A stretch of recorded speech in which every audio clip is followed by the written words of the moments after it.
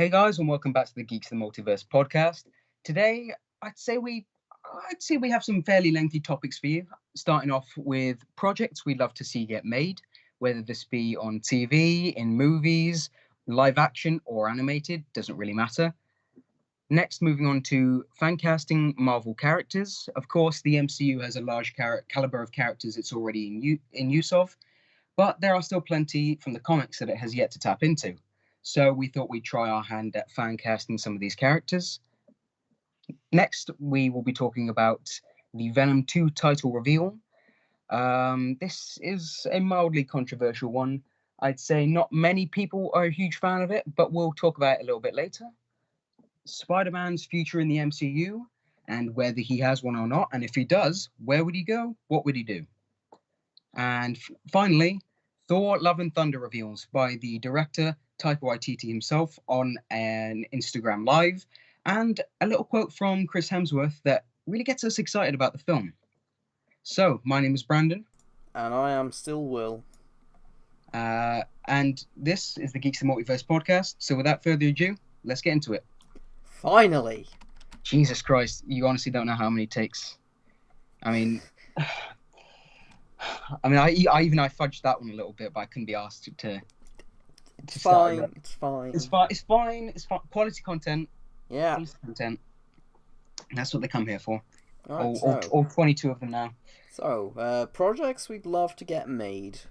Oh, let me bring up that document because this is an exciting one for me. It is. We've got a few. Brandon's got more than me, but we'll go back and forth and we'll go back and forth, and then afterwards I'll just continue if we feel as if we need to make up a bit of time, even though this is already going to be like a 3-hour podcast. So starting off, Spider-Man Disney Plus show. This is an unlikely one, but something I just cannot get off my mind and would love to see get made. Yeah. What would be in this said Spider-Man show? So what I'm thinking is, right, so we've seen Spider-Man in the MCU, right? Mm-hmm. But we've seen him take down these big villains, you know? We've seen him take down Vulture, we've seen him go up against Thanos, and we've seen him go up against Mysterio and the Elementals. And these big villains, let's say they occur once or twice over, a span of 2 years, every 2 years, right? Mm-hmm. But I want to know what Spider-Man's doing over the course of that 2 years. I want to know what he's doing in between. And of course, the best thing about Spider-Man is, he's relatable, but the second best thing is that he's a street level character. He's, our friendly neighborhood Spider-Man. But we haven't really gotten to see him do that all that much, apart from when he was like, helping the lady cross the street, and she gave him a churro and stuff like that. Yes. Yeah. We haven't really seen that much of it. And I'd love to see something I saw in the Spectacular Spider-Man cartoon. I want to see him take down mob bosses, I want to see him interact with Black Cat, maybe. So maybe season 1, if this gets more, let's just assume that this gets made in general. Let's just assume it gets made for multiple seasons. Season 1, maybe he takes down Hammerhead. Season 2, he takes down Tombstone. That kind of thing. That's what I want to see from Spider-Man. Would you be in between? Would you be saving Kingpin for another film then? Oh, I forgot about Kingpin. Yeah, let's run it for 3 seasons. Then we get a nice crossover with Daredevil, because I think that's obviously how you cross over those characters, because they have that similarity in street level taking down Kingpin.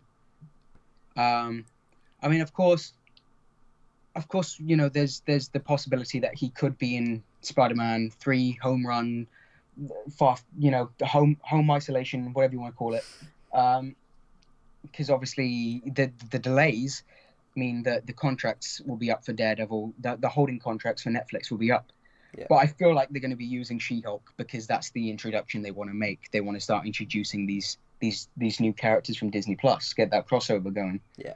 But yeah, that's how you do it. You do like a Spider-Man TV show, and you have Daredevil and Spider-Man teaming up to take down these crime lords who've got. I was going to say Gotham. The crime lords of New York. Yeah. That's what I want to see. I want to see what he's doing in between. I want to see him Gotham be, version of Spider-Man, like the Gotham TV show, like yeah, Val kind of see him Kilmer. interact with the police, see him kind of like, maybe you can introduce Captain Stacy. You don't have to introduce Gwen, just maybe introduce Captain Stacy as a character. You know, you kind of get that thing going where it's like he's throwing on around a few quips. You know, you see him, joking around with the cops. You see him taking down these mob bosses in between the big villains that we see in the movies. Because obviously, I'm not going to be like, oh, Spider-Man 3, it's Kingpin, or it's Hammerhead, or it's Tombstone. I mean, they could, and that would be great, and I'd so watch that. But they're not going to. They're going to stick to the bigger villains, and I just want to see him take down some of the smaller villains. You know.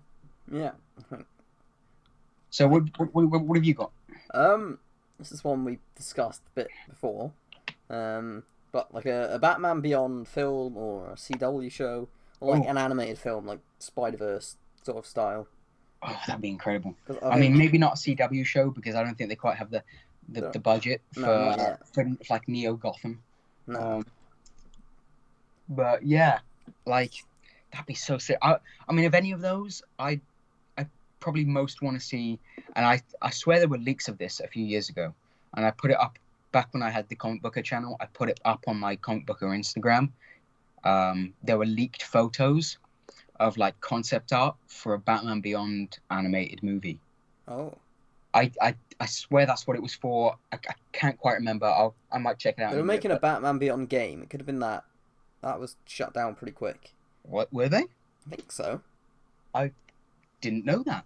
Yeah, but like that, when you mention the Spider-Verse style, you think that kind of like that bright colors, that kind of like weird glitchy, shifty thing.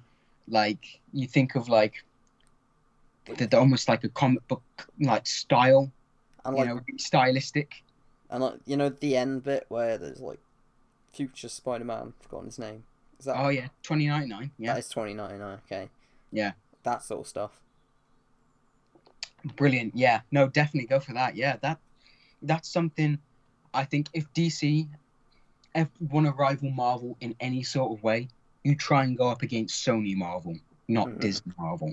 And I think if they put out a Batman Beyond animated movie, I'm not saying it'll be as good as Spider-Verse, because Spider-Verse is a fucking masterpiece. But DC puts that out there, and I say that gets a lot of traction. I'd say it gets good reviews, because why would it not? I'm sure that would absolutely bang. That would be amazing, yeah. Well, Batman Beyond, it seems to be neglected by DC a bit. Like, they never really do anything with it. They've only done like that animated show back like the 90s. Well, yeah, where the character originated, and then of course they brought him back a few years ago for a comic run. They brought him into like I don't know whether I don't think it's main DC continuity. I think it's like an alternate reality. But it's still, they brought him into the comics, and I think that's brilliant. But yeah, that's really cool, Yeah, what would you kind of do with it? Have you seen the animated show? No. Have you not? Oh right, I was going to ask what would you do to differentiate it from the show, but apart from obviously the art style. But obviously, if you haven't seen the show, then it's a bit hard for you to do that. But I've watched bits and pieces. I'd probably just try to make it as fantastical and as much of a visual spectacle as possible. Yeah. Like, like when Spider-Man's, when like Miles is prepping, right, to go, and like he's like up against the building, and you have that amazing shot of the glass shattering, and the neon buildings. I'd go for that kind of aesthetic for like the whole movie, just really kind of bring it around to this nice, kind of like unique looking piece of artwork. Well, you get a nice contrast, because like Gotham, you obviously think it's dark and miserable and shit, but like obviously it's Neo Gotham, so it's got that contrast of all the lights and stuff. That will also make it look better. Yeah, and you can have some flashbacks maybe, like, and then that's when you kind of bring it back and you have that nice contrast of, like, you could do, what is it? Oh no, I've forgotten. I'm a film student. I've forgotten. Is it crosscut? When you like have like an image, and like you kind of match it. Arrow does it a lot. It's flashbacks. Yeah, you could do that with like, it's like a dingy, like really dark, grim, cobwebby building, and then you match it to like a cut to like a really bright Neo Gotham building. Mm-hmm. Yeah, no, I like that. What have you got next then? I'm gonna stick with the animated theme, except I'm gonna do an animated TV show. A new Star Wars animated show from Dave Filoni, taking place during Luke's training of the next generation of Jedi. Is this going to include Kylo Ren in his? It's gonna include. I mean, maybe while Kylo's like a toddler, maybe, or maybe when he's like 9. Let's say when he's like 9. Like Kylo's like 9 in the show, and then you could span it over a few seasons, and then it ends with him just destroying shit, and then Luke. It ends with Luke like he's on what's the planet he goes to? I don't even know. He goes to that. It just ends with him on that planet, and island you place. get like that island, yeah. And it's shot an island, and yeah, you just get like end it with that. We hit with him on that island after a few seasons. Yeah, the unfortunate timing of ruining his character, but I mean, I suppose it's justified, but yes, you could say it's a ruining of this supposedly pure of heart type character, like almost Shazam type character. Yeah. You know? Yeah, I mean, I suppose you could say that, but like it is justified. You know, he does kind of lose everything, and he feels like it's his fault. But yeah, I have it during like. I mean, the thing is, the amount of work that Mark Hamill has done for animation, he really doesn't care. He's been what's the guy? He's been Arnim Zola in Arnim Zola. Yeah, he's been Arnim Zola in the animated Spider-Man and Avengers cartoons. He really doesn't give a crap what he does. If they call him up and they're like, "Listen, I know you're not happy with what happened with Luke in The Last Jedi. We're gonna get you back. You're gonna be young Luke again. You're gonna have that gusto in your voice, and you're gonna really go for it, and you're gonna have a great time playing young Luke, set a few years after Episode 6, and you're gonna train the next generation of Jedi, and it's gonna be fun. And maybe Ahsoka could turn up because obviously Mandalorian takes place after Episode 6. Yeah, she's still around. Yeah, her one episode in that backdoor pilot to potentially her because they're not going to cast Rosia. Was it Rosia Dawson? Yeah, they're not going to cast her for like one episode, so it's clearly a backdoor pilot for her own show. You get her in as for her own season taking place after that, and then after that, her own show. You have her, and she crosses over into the animated realm with Luke, and she kind of like, oh yeah, I trained with your father was my master, and you have that kind of thing, and maybe she could teach him a thing or two, and stick around for a season or two, and you could have him contacting the Jedi of the past and all this fun stuff, and you could just kind of see, because you don't get that much in between original and sequel trilogies, so I'm thinking you get that nice in between, and obviously Mark Hamill could play Han because he does a fantastic. Oh, I've seen that video of his impression. He's like, yeah, you could, and he's like, yeah, that's the one. Yeah, thing is, you could get Mark to do a few voices because he's such a diverse voice actor. He could play Luke, he could play Han. Of course, Han could like go off on his own adventures. You don't have to see him very often. But yeah, this is what I want from Star Wars. This is like the main thing I want to see. I want to see this show, Dave Filoni, with his fantastic direction, just see Luke train the next gen. I need to see it. I need to see it. So yeah, what have you got next up? Well, continuing on the theme of Star Wars, two characters that for me didn't really do enough in the trilogy, and one of them's just completely like destroyed and just not in it at all, is R2D2 and C3PO. Oh god, I'd love a show of just them two going around. Oh god, yeah. I mean, that could be something, but they're really underutilized comparing to the other trilogies. But I'm all right with that, I'm all right with that. No, but like R2D2 basically was powered off for the entire trilogy. I was all right with that though. He's getting old. Just let him rest. He's a robot. You got Chopper now. Not Chopper. That's from Rebels. You got BB-8 now. You know, he was the droid of the new Yeah, but trilogy. he was hardly in the last film. Many people were hardly in the last film. Many people were hardly in the last film. They just. I've already spoke about that film. No more. No more. Yeah, I mean, we'll probably have to do it if we review all the Star Wars films. We'll probably have to like, we'll give you another chance to record that video because I know you had a sore throat during it, Mm-hmm. which is a shame. But yeah, Yeah. I mean, the less we talk about the Rise of Skywalker, the better. Considering we've just had a video on it. If you want to go check out that video, if you haven't already, please you're welcome to it. You're welcome to do so. It's currently our best video on the channel. Probably. Which we say like, it's got 8 likes, but still, it's still the best video so far. Yeah. But yeah, I don't know. I mean, I guess there are ways around this idea, but it's just something that kind of. I think what it is for me is I've been really soured to C-3PO when I found out, what's his name, Anthony Daniels? Yeah. When I found out he's a total dick.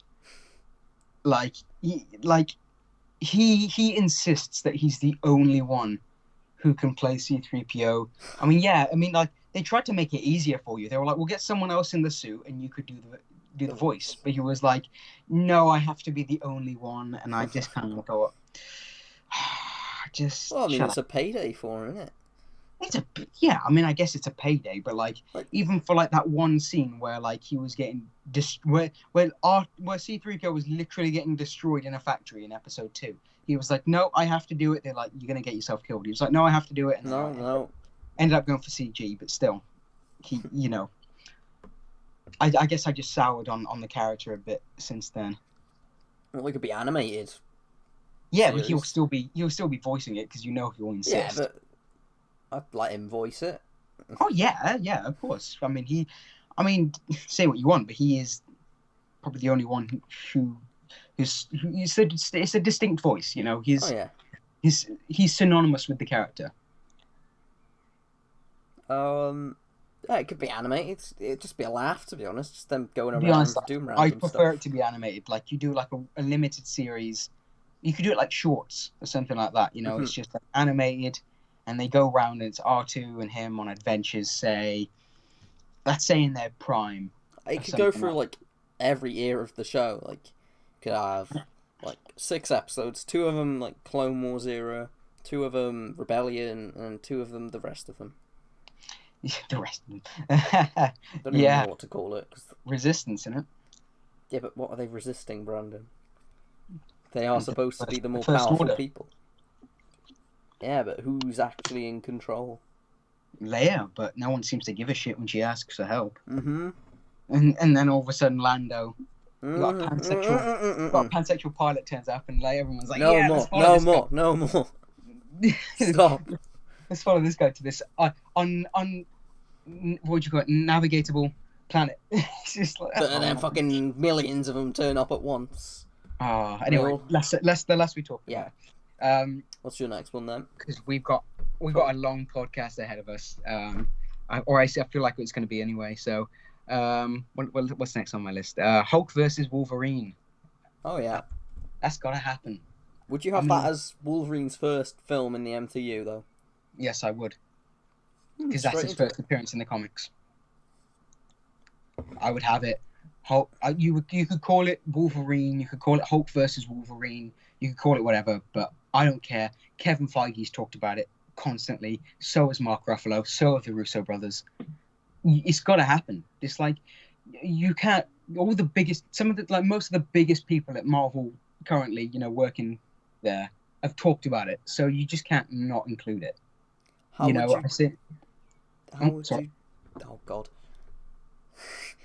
you do that with Professor Hulk though? Because, well, I mean, the thing is, we've seen Hulk get manipulated before by Wanda.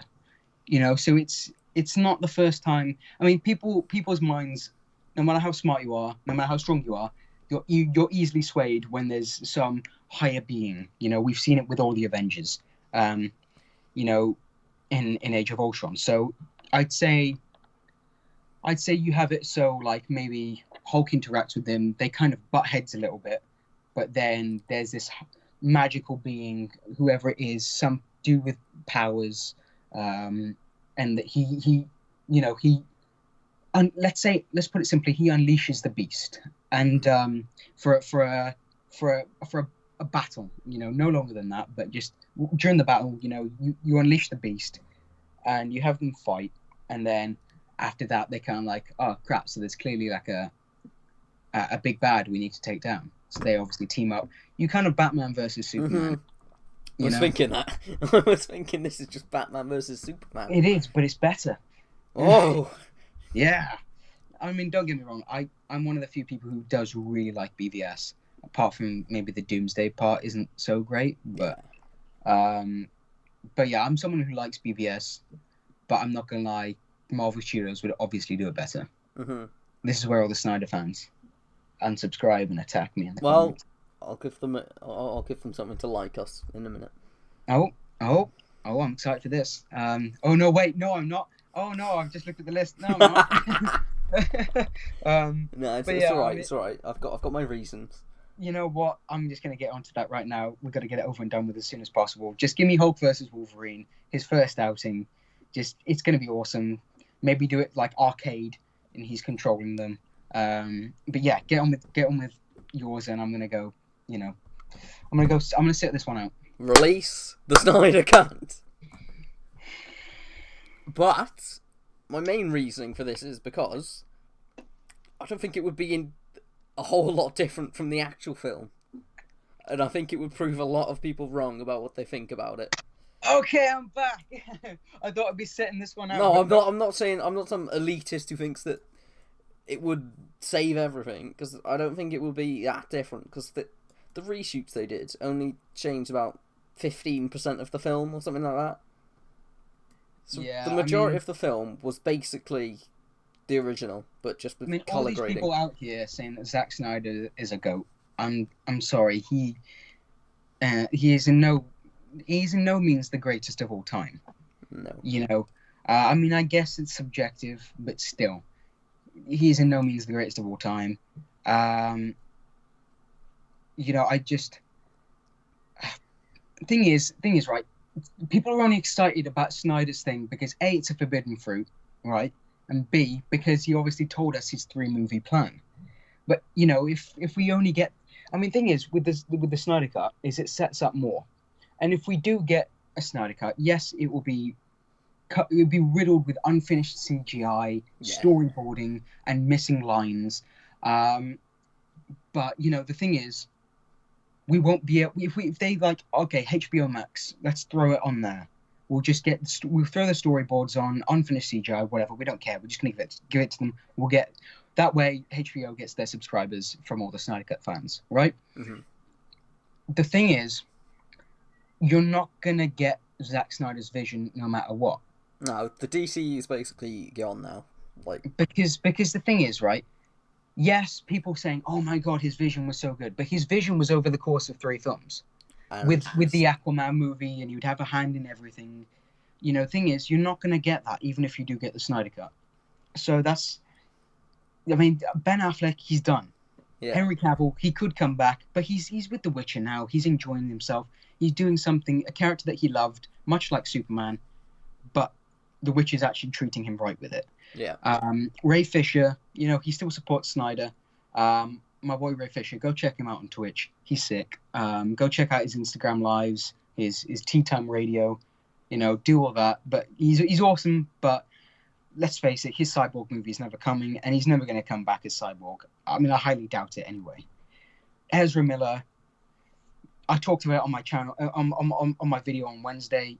Whether he comes back or not, who knows? The film has been fast-tracked, so it's likely that he's going to be him back. It's likely that the whole Ezra Miller scandal isn't going to affect his position in the role. But still, you're currently left with 2 leaguers. What are you going to do? You're just gonna have stand-ins for all the other characters. Paper cutouts that they bring around with them and just place there. Oh my God, yeah. Hey, Batman. You just get all the Justice League mortal actors back. Just don't even worry about continuity. They But just yeah, animate the rest of them. There's like 2 live action ones, and the rest to are be honest, animated.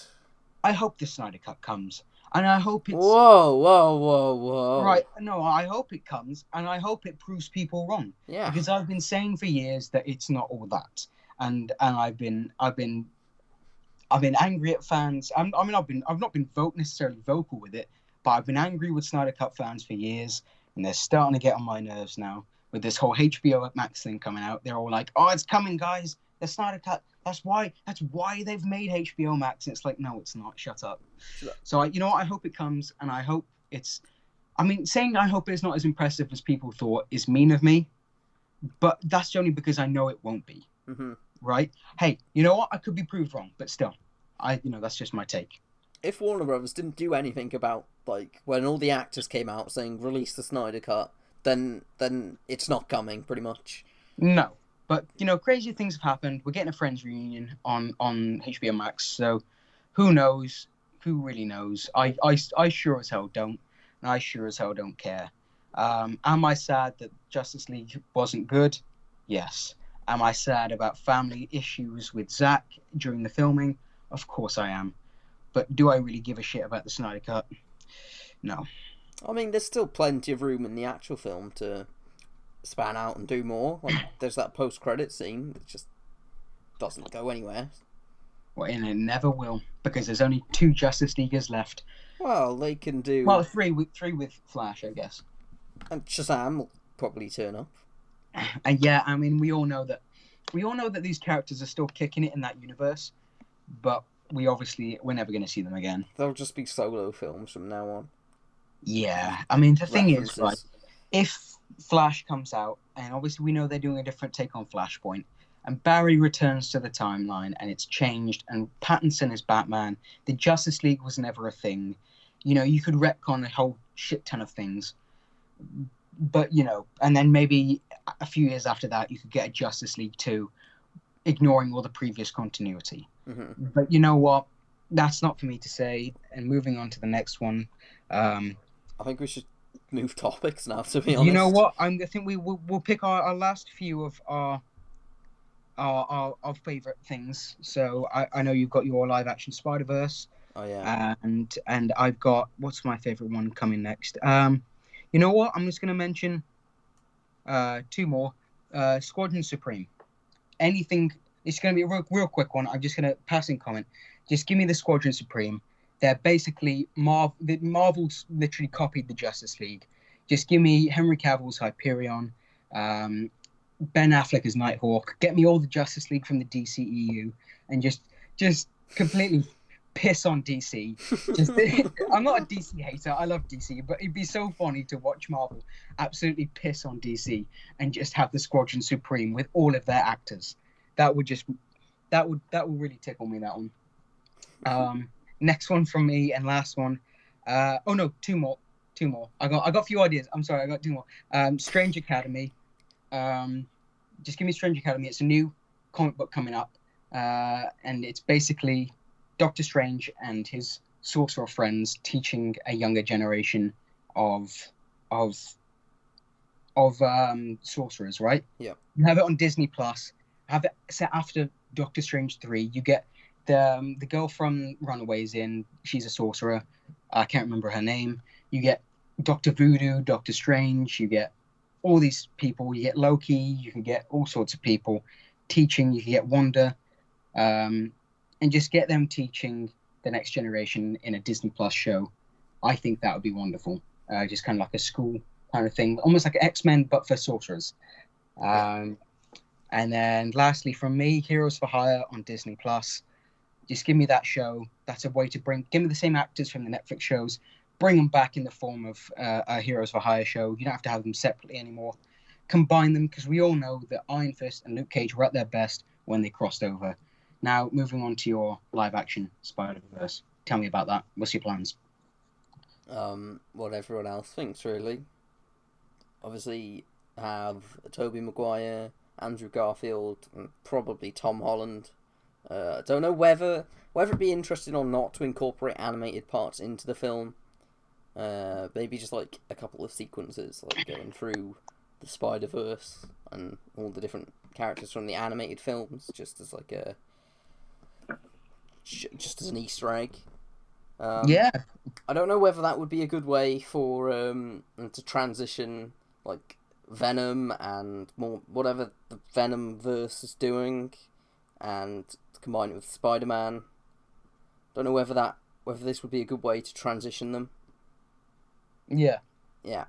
I mean, I think it would be. I mean, the way I do it to establish, because we all know Tom Holland's going to the Venomverse.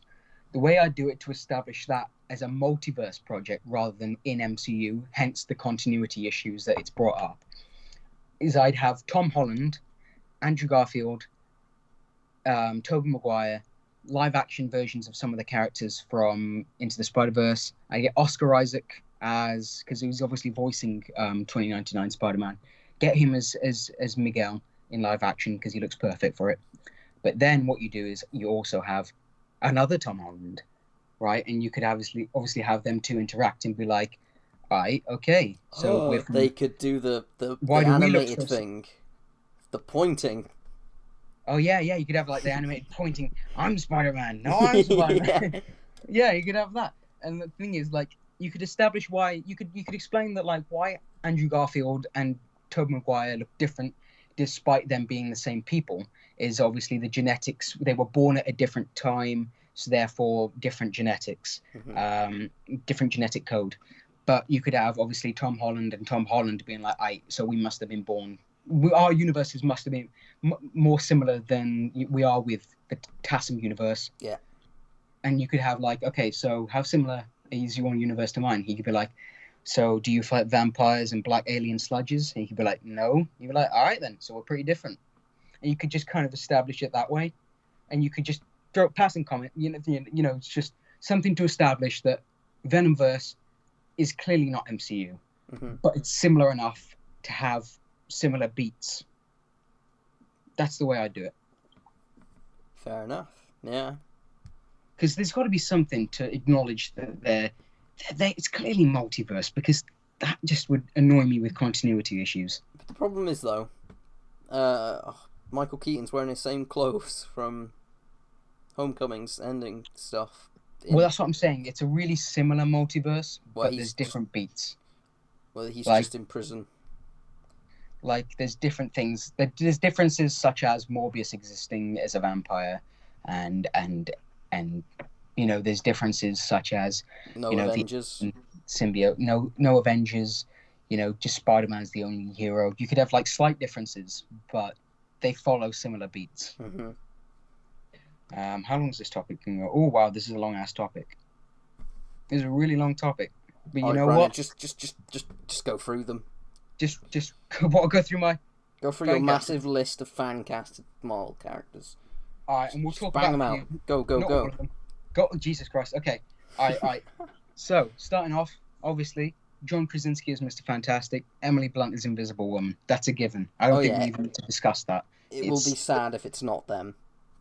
Exactly. But I could see them going for younger actors.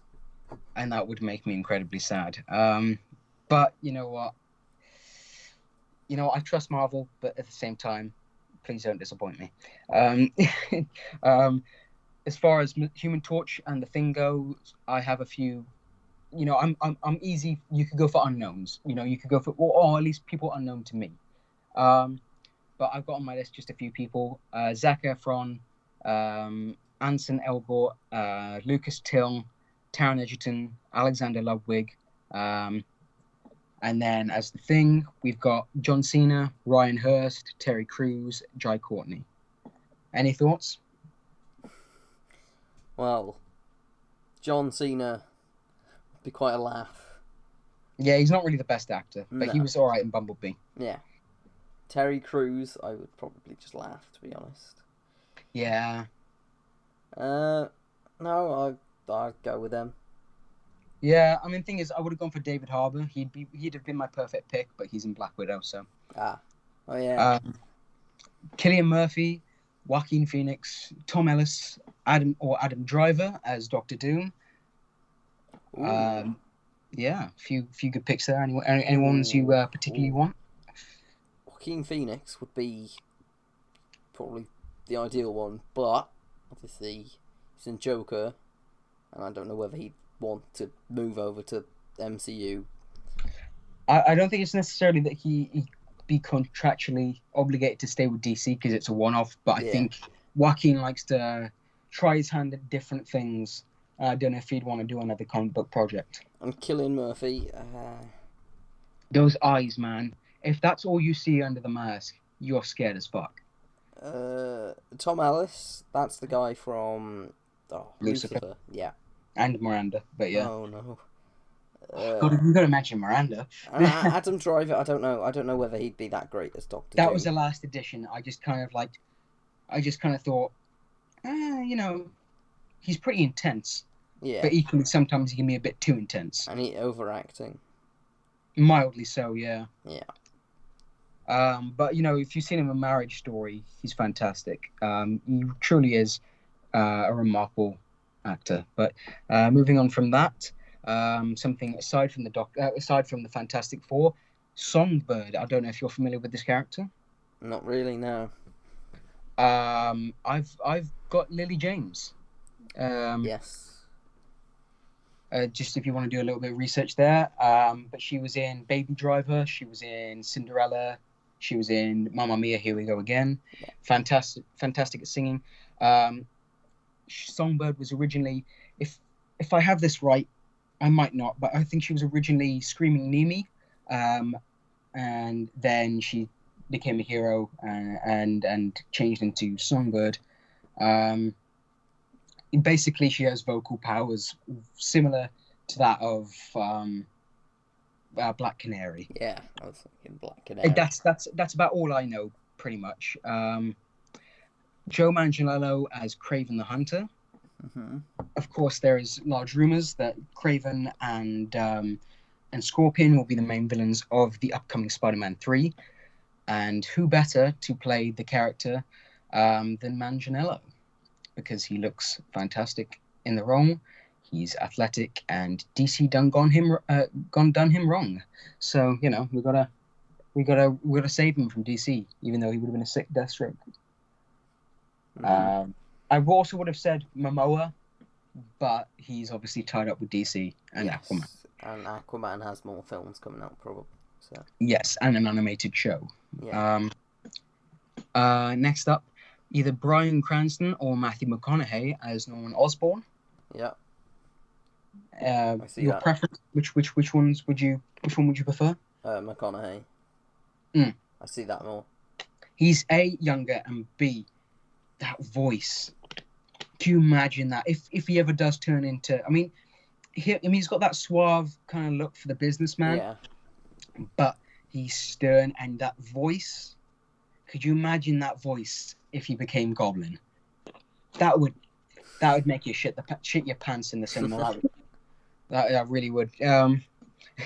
Next up, Mark Hamill as Dr. Octopus, a character I don't feel like the MCU is going to use because he was recently done so well in the Spider-Man PS4 game, and a few years he was done so well in Spider-Man 2. Mm-hmm. It's kind of like we've had two fairly recent, really well done iterations of the character, and I have no doubt he'll make at the very least a cameo in Spider-Man PS4 2, or Spider-Man PS5, should I say? Yes. And leave him until what's it called? Sinister Six. Yes. Well, they're obviously building towards that, Sony, so he'll probably appear in that. Yeah, there's rumors that they already have someone in Morbius who is playing Doctor Octopus, but I don't believe he is, and he's denied the rumors. But who knows? He could just be contractually obligated to say no. Yeah. Vin Diesel as Black Bolt. He's been fan cast as this character for years. With him already being Groot, you may think no, but that's just a voice, and Black Bolt doesn't speak at all. So there's no chance of any confusion there, because on one character you only hear his voice, and the other you only see his face. So I think that would be brilliant. Aidan Turner, Taron Egerton Daniel Radcliffe or Henry Cavill as Wolverine. Yes. I'm very open to people for Wolverine, but as long as it's not Keanu Reeves, because he's too tall. He's Oh my you know God. he just doesn't have the right physique.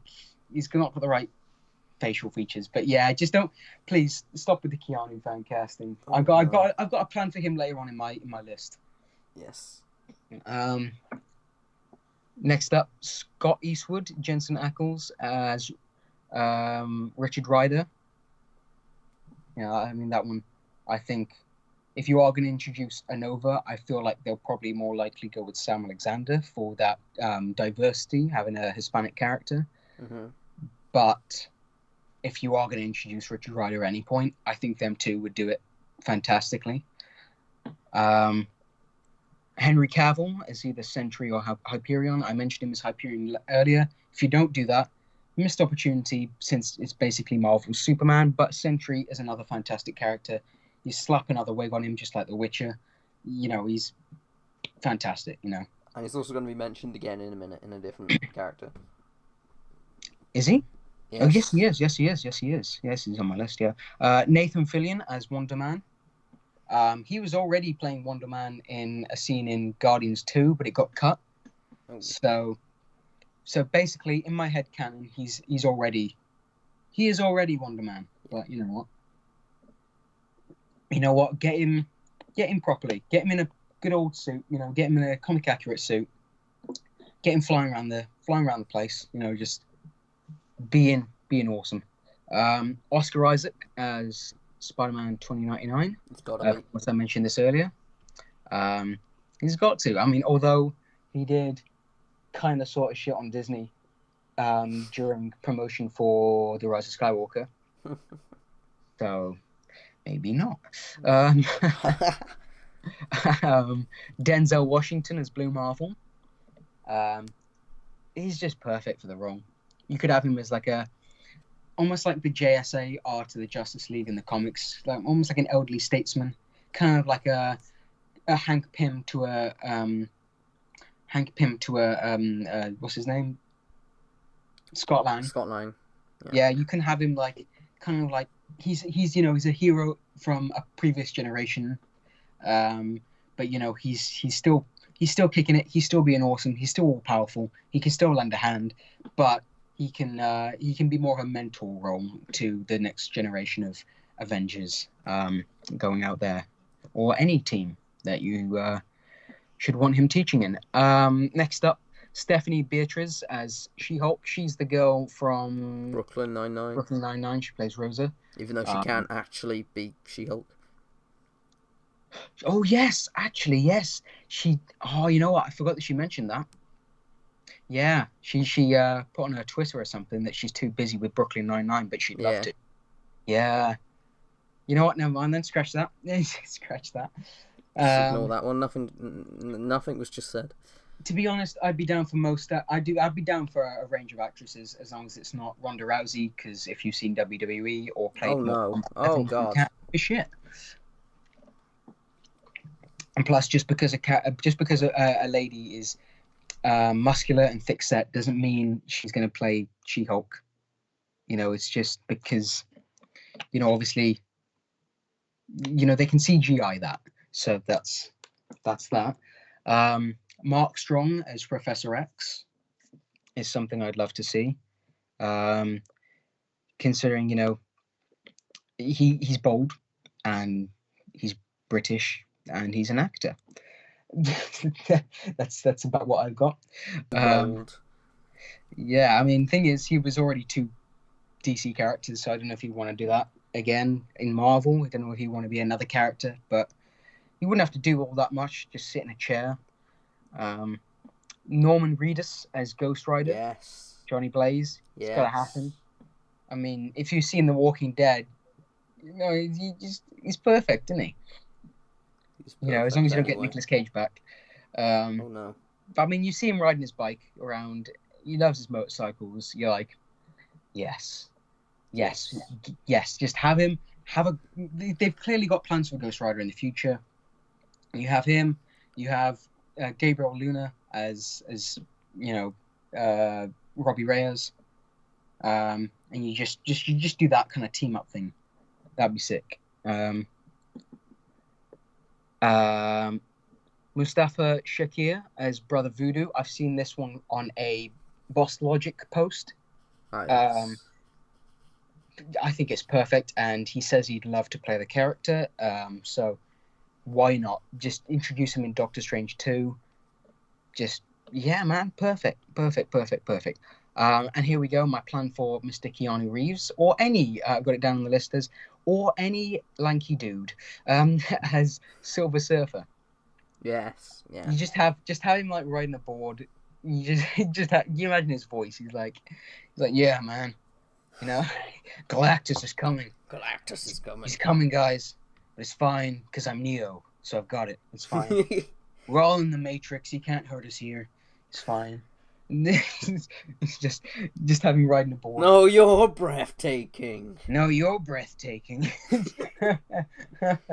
I mean, he's in a SpongeBob movie, so yeah, just get him in the MCU already. Who else? Daniel Radcliffe or Shia LaBeouf as Moon Knight. And yes, I would worry about the height a little bit, considering they're both fairly short people. But it's all right because they're both still remarkable actors. Daniel Radcliffe, I think, would do a fantastic job. So he's probably my first pick. But yeah, Ewan McGregor, Henry Cavill, Taron Egerton, Charlie Hunnam, or Bradley James for Captain Britain. I think they could all do a fantastic job, but I thought I'd throw a few out there because I've not yet decided on a casting yet. It was a shame that it wasn't in Far From Home. Yeah, there was rumours about that. Yeah, I know from a certain video on a certain channel. God, what was that fantastic channel that always uploaded quality content? I wonder. Yeah. But yeah, I did make a video on that. Was it 2 years ago? Yes. Yeah, man. There was rumours that he was going to be in Far From Home. Should have been. Turns out not. Should have been. Would have been a great way to introduce him. Yeah, but it wouldn't though, because what's the point? You know, that's what they want to do. They want to introduce people, like sidestep them, so you like them. But he had no place in it though. He could have just turned up, or it could have just been like. Up. Nah, man, you can't mess with that final battle with Mysterio. That was beauty. He could have just been walking along. I don't know, just walking along, like not even in his suit, just him. Just his character. Costume grocery shopping. Nah, just his character, just walking along, and I don't know, say his name or something. I don't know. Well, Braddock was mentioned in what is it, the 70s in Endgame by Peggy. Yes. So whether that be his father, grandfather, whatever the hell, you know, there's clearly Braddock exists. The Braddock family exists in the MCU. He's out there. You know, he's out there. We're now getting another classic British character, Kit Harington playing Black Knight in Eternals. Just give me more British content, please. Just give me Union Jack in like Black Panther 2. Give me all these British people. Just do Excalibur. I'd love to see that. That'd be sick. But to finish it off, and I don't know why this is like, it's not necessarily like a big finish or anything like that, but have Brian T or Daniel Day Kim as Namor, the Submariner, that you can introduce in Black Panther 2. Yes. Endgame references. Yes. Yeah, Quakes Under the Ocean, you know.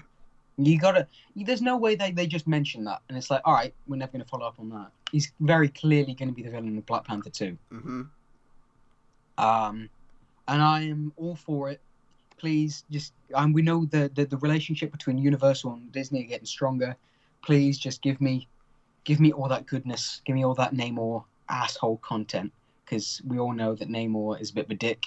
But I want to see it. He's asshole Aquaman, basically. He's Injustice Aquaman. So give me that. I mean, there's so much more to him than Aquaman, but still, there's more differences than that. But yeah, give me Namor, give me Atlantis. It's been teased since Iron Man 2. Just get it over and done with. Mm-hmm. And that concludes. Oh my God! Why did we put these two topics in the same podcast?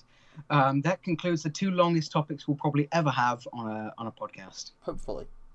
let's hope we never do that again, because I'm getting tired, man. Alright. Well, next up we've got Venom 2 title reveal. So it's called. I don't even know. Venom. Let there be carnage. Carnage. I really hope that's a stand-in title. It's not, but in my head it is. In your head canon, it is. In my head canon, it's just called Maximum Carnage. Oh man. Or Absolute Carnage. They could have done anything. As you say, they could have called it Absolute Carnage, Maximum Carnage, Venom versus Carnage. Venom versus Carnage. Venom 2. Dawn of Justice. Ooh. Venom 2 at least. But oh man, I feel like this is what I think they've done is they've gone. Oh, you know what, boys, we've kind of fucked up that last line of Venom. We should have had Cletus saying, "Let there be carnage," and they've gone. You know what? It doesn't matter. We're gonna pretend in our head canon he said that, and we're gonna pretend like he said that, and it's gonna be a really clever reference to the first film with us saying, "Let there be carnage" in the title of the second film, and it's gonna be really clever, and all the film analysts are gonna love it. And it's like, wow. You can tell that's Sony's mentality. Yes. You can just tell. Well, there's a lot of backlash to that name as well. Not just from us. But it's cringe though, isn't it? It is. It's just a bad to film title, isn't it? I mean, Venom, Let There Be Carnage. I mean, when I hear that, I hear Let There Be Rock. And that's what I hear. When I hear that, I hear Let There Be Rock. I hear nothing. Well, that song better be in the movie. And them just duking it out. That'd be sick. That'd redeem it for me. But yeah, man, people aren't liking this title, man. They aren't liking it. But it is what it is. And I swear they can change it. They could change it, but they're not going to. They changed Harley Quinn's title, didn't they? Birds of No, Prey. they didn't. No, they didn't. They only changed it on ticket websites. That's all it was. Well, still, they can change it on ticket websites and headcanon fixed. In headcanon fixed. Yeah, you know what? I mean, did we really expect any better though? That's just Venom 2 would have been a whole lot better. Yeah. I don't see all of these why films have so many subtitles. Like Iron Man trilogy, it's just Iron Man 1, 2, and 3. The original Spider-Man's just 1, 2, and 3. Amazing Spider-Man 1 and 2. Subtitles don't really add anything. I think they do though. It just depends on which one. Like you'd think, like Doctor Strange in the Multiverse of Madness. I'm not a huge fan. No, it's way too self-explanatory. Like, watch the film and you'll know what's happening. But then you think about like Spider-Man Homecoming or Thor Ragnarok. Thor Ragnarok's fine. I think as long as they're simple, they work really well. Short, sweet. That's what we're talking about here. You know, short and sweet. Like Captain America, the first Avenger. Why do you need the first Avenger in it? Because he's the first Avenger, my friend. Yeah, well, let there be carnage. But here's the main question, my friend. Are you ready for oh shit, I've forgotten what's his name. What's his name? The guy who plays Carnage? Oh no, Jesse. Not Jesse Eisenberg. No, I mean yes. No. Yeah.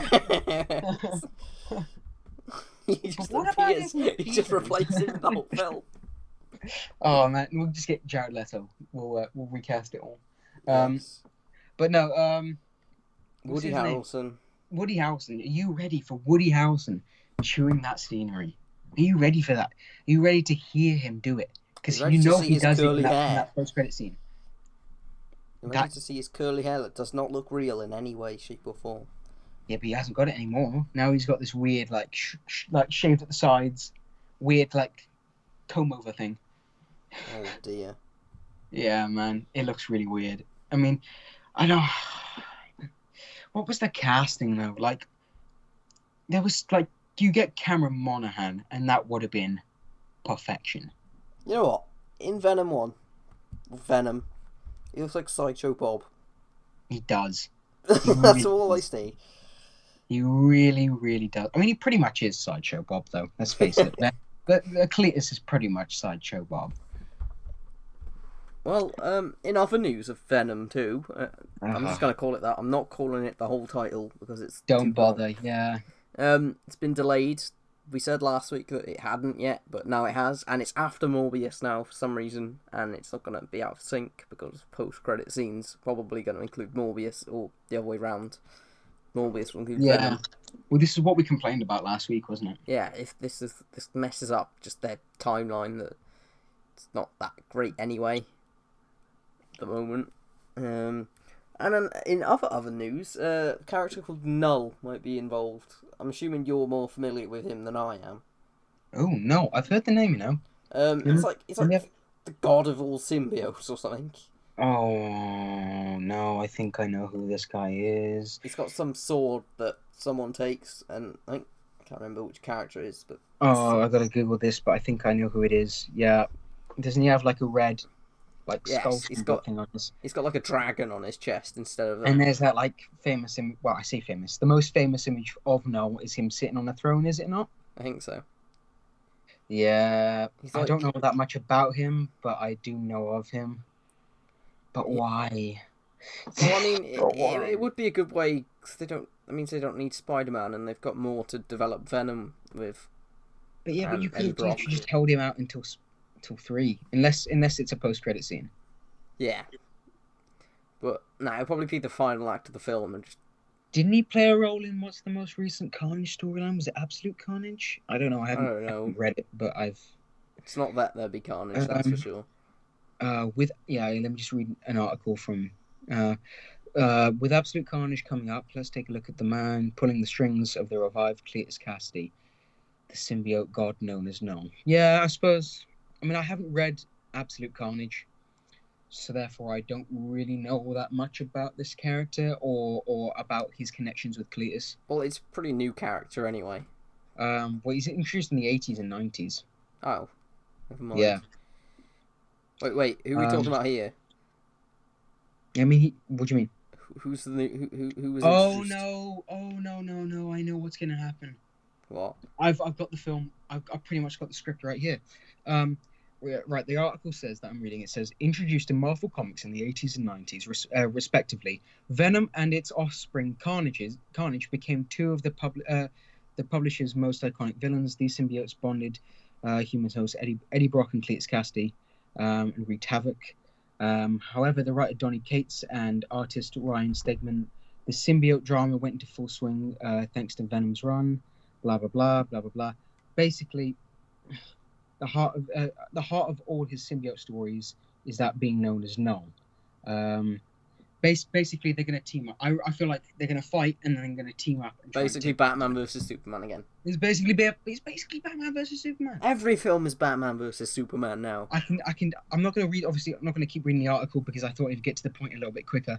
But basically, yeah, they're going to fight and then they're going to be like, oh, and then like their symbiotes are going to tell him, oh, Eddie, Cletus, big bad's coming. We need to. He's going to take over Earth.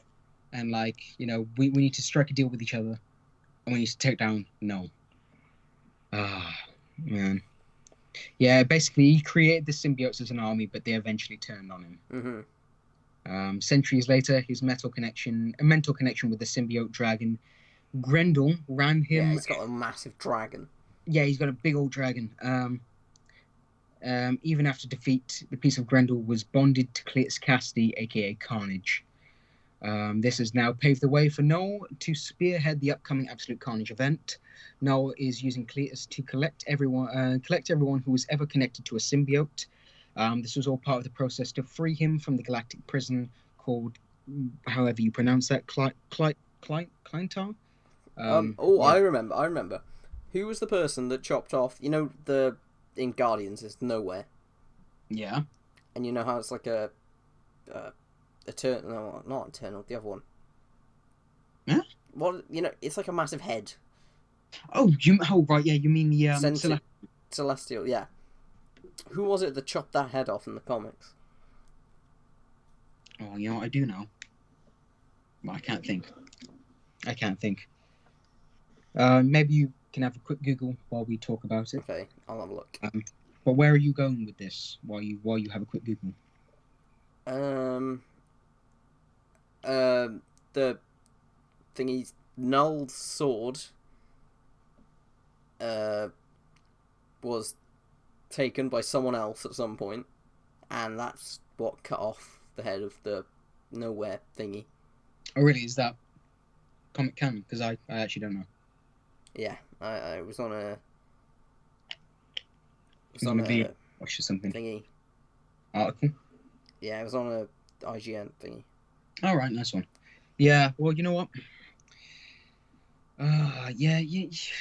Yeah, it's just going to be... I can already tell what the film is now. Thank you for telling me that. Now I no longer have to see it. Now I don't even have to bother going. Because I can already tell that they're going to fight. And then they're going to be like, guys, we need to strike a deal with each other. We don't have to be friends, but equally, we have to take down Null. No. Such a odd name as well. No, yeah, well, it's like... I suppose it makes sense for a big bad, but yeah. Have you found out yet? I'm still looking. But yeah, moving on to like a Spider-Man cameo. Yeah. Who knows? I mean, who knows? We know that Sony wants it, and we know that Marvel kind of has to let it because it's Sony's property. But the thing is, why? Why? I mean, it's just going to be Peter Parker walking down the street, but still. Ah, I found who it is. Who? Gore the God Butcherer. Yeah, I did not know that. I thought I knew, but I clearly didn't. That he has Null's sword at some point, and that's who he kills the Nowhere head of. Officer Celestial. Nice one. And that's who Christian Bale's meant to be playing. So. Oh, Thor's uncle. Mm-hmm. Yeah. Okay. Yeah. Now I know. It all connects. The speedsters connect the multiverse. Oh God! Let's not mention this. All right. Let's just move over to the next topic of Spider-Man. It's a fairly decent segue. Spider-Man. Yes. His future in the MCU. Do we think he has one? If so, what is he doing? Where is he doing it? When is he doing it? What are we thinking here? Well, there was talk of like that 3 trilogy plan of Spider-Man, where there's like 3 where he's in high school, 3 young adult, and 3 where he's like his peak of being Spider-Man.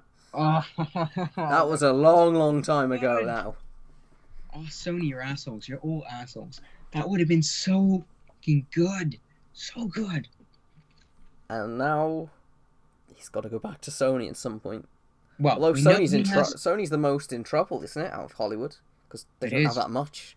It really is, because the thing is, especially after this next year, with Sony probably just about hemorrhaging a profit with their films being crammed in, their films not necessarily being hugely popular, and their films being crammed in amongst so many other films that are going to be dominating the box office. Well, as much as the box office can make, because let's face it, there's going to be plenty of safeguarding issues in place. Yes. There's going to be limited people in theaters. People aren't going to be wanting to go out as much. You think about, I mean, this is the thing. Like, you think about AC, right? I mean, even if you space people out, you have AC in a theater. Mm-hmm. That shit's going to spread the virus if anyone with the virus goes in. So, there's obviously going to be plenty of thinking, plenty of safeguarding put in place. So not many films are really going to be doing that well. I mean, even Marvel Studios are probably going to be struggling compared to their past few years. Well, they've reshuffled their films a little bit again anyway, so they're not all going to be smacked together. But you think, like, there's only a few months next year, if next year opens up at all, that doesn't have a comic book film. Everything seems to be next year. It is, yeah. It is literally everything from this year. There's so much competition for everyone to go and see it, whatever they want. And I don't think, what have they got? Ghostbusters, they've got Venom, they've got Morbius, they've got Spider-Man, they've got that untitled thing that's probably... They got the untitled Spider-Man project that's probably going to be moved to like 2023. Yeah. They've got all these projects, right? But do they really make that much bank? Because, I mean, you think China is what made Venom all that money. Right? So here's my thing, right? Because obviously China, they're big trouble right now for China and the people in the country. loads of theater chains are closing down in China. Like, so many have closed down. So Venom 2 is clearly not going to make as much money as the first. Morbius is, I mean, where's the appeal for Morbius, really? No one's out there going, oh, Morbius, have you seen that Morbius trailer? Oh my god, Morbius. Oh, I can't wait for Morbius. Jared Leto biting the heads off bats, which is... Probably does it in his spare time. Yeah, I mean, that's what gave us this pandemic. It was him.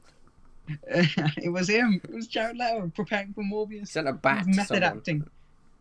And then obviously you got their Ghostbusters 3, which I think they're relying on that a little too much, because you think nostalgia. How far is it going to get you? Not many people of this generation remember Ghostbusters. Yeah, it's not like a. It's not like it used to be. It's not. If this film was made 20 years ago, I'd say, all right, this film is going to do really well. Yeah. But no, it's just not. I mean, you look at Sony and where they're at. The thing is, they're going to need Marvel Studios. Bringing it back to what we were talking about with the Spider-Man future, they're going to need them. Oh, yeah. And they rely on each other anyway. I mean, Marvel Studios, they could do without Spider-Man. They don't really care. It doesn't affect them all that much. They just want But Sony, I mean, they both benefit from the deal. So if Sony is smart, they say, I'll tell you what, after Spider-Man 3 is done, after Spider-Man appears in, let's say, New Avengers, tell you what, we'll have a little bit of a talk. We'll think about extending your contract to, let's start off with just one movie. We'll see how that does. We'll see where our Sonyverse goes, what direction it takes us in. And after that, we'll just play it by ear. We'll just keep extending it a little bit more and a little bit more. And you could find yourself with 2 Spider-Man trilogies by the end of this decade. And I think, I mean, that idea for a 3 trilogy plan is so good, isn't it? Right? It just makes sense. Just only worry for me is that they run out of big villains to use, because... Oh, I mean, come on, look at Spider-Man's roster. Look at his rogues gallery. Like, they've already used Mysterio, and he's apparently dead. As I say, apparently, because no doubt he'll reappear at some point. But he's not. I'm just worried they're gonna use all the big villains too quickly, and they don't actually have plans for 3 trilogies, and they just want to get all the villains out of the way. Yeah. Well, thing is, right, let's say you have the next film, but let's say by the end of this trilogy, you have Mysterio, Vulture, Shocker, Tinkerer. I'm the Shocker. I shock things. Mysterio, the Elementals, being Sand. I mean, you could redo Sandman, because obviously I think that was their way of saying, oh yeah, this is Sandman and Hydro Man and Molten Man, but this is just, a different style. And then you've also had, let's say, Scorpion and Kraven by the end of the 3rd film. You've still got plenty left. And your plan for a TV series. And then TV series, you got plenty of... Spider-Man is a character that can run for years, because he's got so many villains. And the thing is, if you run out of villains for him, which seems unlikely, he's fought everyone. You could just bring someone else in, You could have him fight Dracula if you really wanted. Team up with other characters like the X-Men. That's the thing, It's just Spider-Man is a character that we love to see growing up with him. People love to complain. The Raimi fans on Twitter love to complain about how immature this Spider-Man is. Well, but I mean, he's a high school kid. Yeah. With powers. You'd be fucking excited too, right? You move him on to college. He's been through some shit, so he's a bit more sensible. But he's still throwing out quips, because that's our Spider-Man. That's what we love about him. But he meets a few new people. Maybe he meets Harry Osborn, and you have this kind of new dynamic, and maybe MJ and his relationship develops, and MJ kind of comes out of her shell a little bit more. We start to see her act a little bit more like the comic MJ, a little bit more anyway. I'm not saying do a full-on switch. Then by the time you get to the 3rd trilogy, you see him as an adult, and you see him like he is in Spider-Man PS4. He's at his prime. People love him. He's He's been through so much. It's like second nature to him. He could take down Rhino in an afternoon. You have these different dynamics. That's what people love about Spider-Man. That's why he is so famous. It's because people grow up with him. Because there's stories from all over it, his ages. That's why people love him. So I think wrapping up that topic now, because we've been going for a long ass time, Oh, God. That first topic, we should not have included that. Just like to say, we've already surpassed last week's time. Woo! We're an hour and 10. The thing is, we're not going to expect you to. If you've made it this far, we're not going to expect you to listen to the whole podcast. It'd be great if you could, but just use the timestamps. That's why we have them. Pick your favorite topics. Just go to it. If you just want the news, come to Venom, come to Spider-Man, come to Thor. If you don't want to hear our fan casting or plan for the future.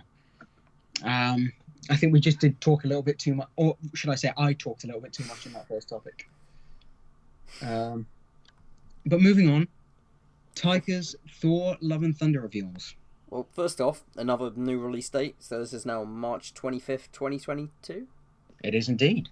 With some humans, we've seen some humans and Asgardians starting to mingle a bit now, with a look at some concept art for New Asgard. And how do you say it? Is it Mike? Meek. Concept art for this is Meek. So you get Meek go in there, and Meek is now a woman, or has always been a woman, should I say, and intends to show that off. Oh. Looks pretty fabulous, I must say, in her suit, which is looking cool, and obviously new battle armor as well that shows off them legs. I think we're going to probably get through this topic a little bit quicker because obviously we realise that we're coming. We're running a little bit over. A little bit. Just a little bit.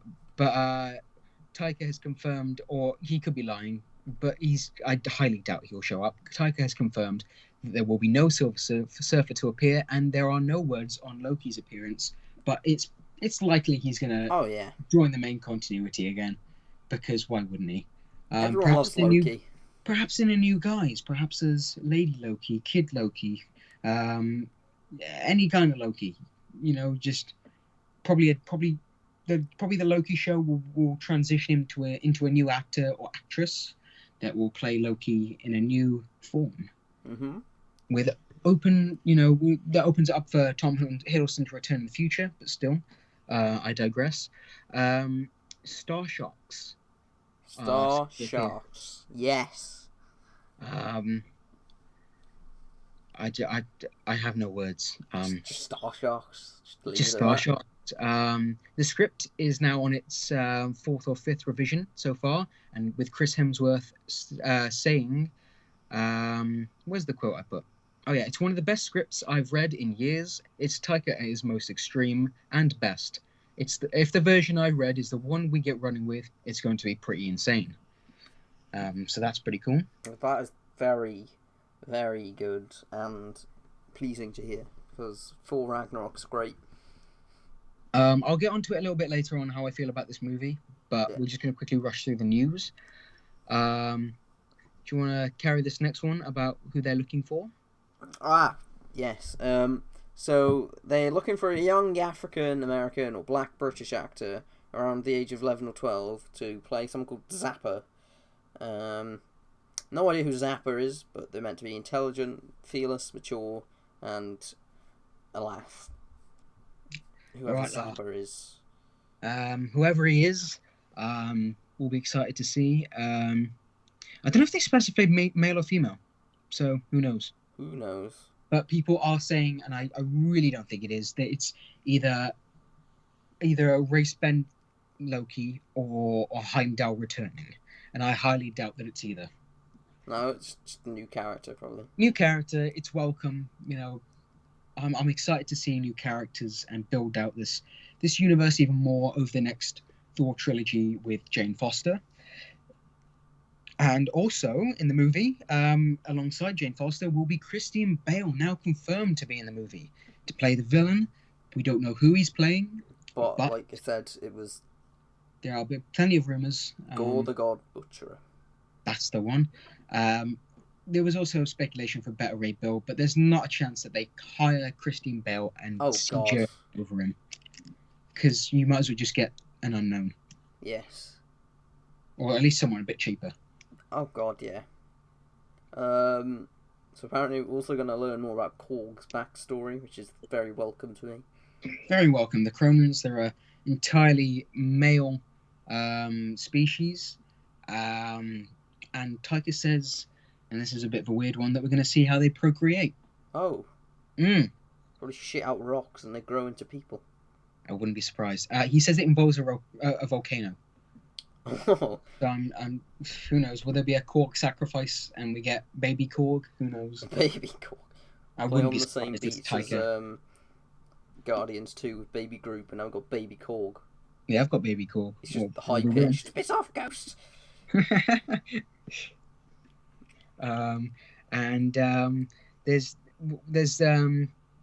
There's no word from James Gunn regarding this. He says he doesn't know what Alpha Groot means. But Guardians of the Galaxy reported to be mildly involved with the film, with us seeing a new take on Groot, according to Vin Diesel, called, or what he likes to call, Alpha Groot. It's not just massive Groot. It's just a badass, big, massive, big dick swinging, awesome Groot. That it's an absolute brute. It's just, yeah, that'd be cool to see. But you know what I want to see from Groot's next evolution? Mohawk Groot. Mohawk Groot. It's in the comics. Give me Mohawk Groot, because I feel like this. Just go through all of the Groots. Go through all of the Groots. I feel like this punk rock take. I mean, there's rumors that what's his name? Thor Groot. Groot Thor. Groot Thor. Groot. Whatever his name is. But yeah, it's basically Groot becomes a version of Thor. Apparently, he's going to be in it too. So who really knows? Who really knows with this film? But what are your thoughts on it before we wrap up the podcast after a much longer one than last week? Well, I'm excited for this film. Definitely. You excited? That's good. I'm worried. Worried? I'm very worried. What about? Right. Well, as we all know, it's going to be pulling a lot of inspiration from the Mighty Thor run with Jane Foster taking up the mantle. And I'm not sure how familiar you are with the comics, but Jane has cancer in this storyline. Oh. And it's become a much beloved comic run. It's fantastically done, fantastically written, fantastically drawn. Just such an emotional storyline. I mean, what would be better than Thor wallowing in his own self-pity for the past 5 years about how he feels like he messed up the world, then returning and finding Jane Foster almost, close to death. What and him realizing that past 5 years he should have been, you know how you feel like, when like something goes wrong and you know that there's literally nothing you could have done to stop it, but when you feel like I should have done something. You feel like you should have done, yes. What better than to have him go through that emotion? Be like, why wasn't I there for her? Why was I, pissing up my life, drinking and eating crap and playing Fortnite with Korg and Meek when I should have been there with, ultimately what is the love of his life, Yeah. The only woman he loves more is his mother, so, to have him return to that and have this really emotional storyline for, the amount of cancer patients that, love watching these superhero films because it makes them feel powerful. And the amount of kids whose make-a-wish is to meet these actors. Can you imagine if you had a character with cancer and then she becomes fucking Thor? So you're worried that it's going to remove some of that escapism? I'm worried that Taika's not going to do that storyline, and I think it'd be a massive missed opportunity.